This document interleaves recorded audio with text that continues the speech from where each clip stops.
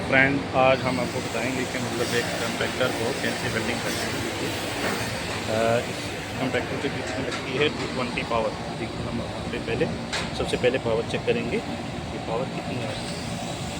इसमें 220 पावर आ रही है, 220 की। तो हमारी मशीन को 220 पावर चाहिए। तो हमारे पास ये वेल्डिंग मशीन है, बॉक्स 400।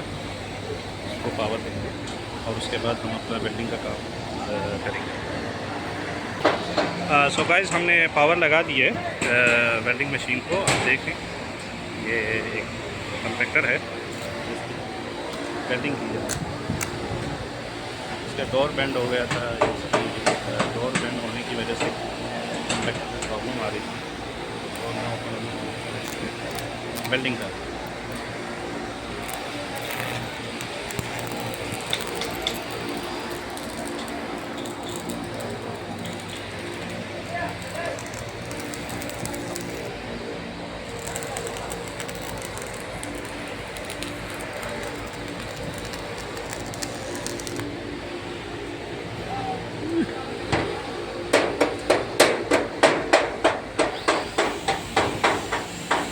दोस्तों, आप हमारे चैनल को लाइक कीजिए, सब्सक्राइब कीजिए, ताकि हम आपको इस तरह की मोस्ट अच्छी सी वीडियो आपको करेंगे।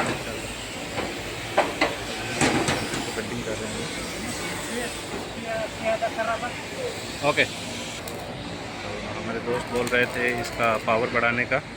यहाँ पे इसकी पावर बढ़ाई जाती है। जैसे कि हम इसको इस तरफ घुमाएंगे तो पावर ज़्यादा होगी वेल्डिंग, और इस तरफ घुमाएंगे तो वेल्डिंग की पावर कम होगी।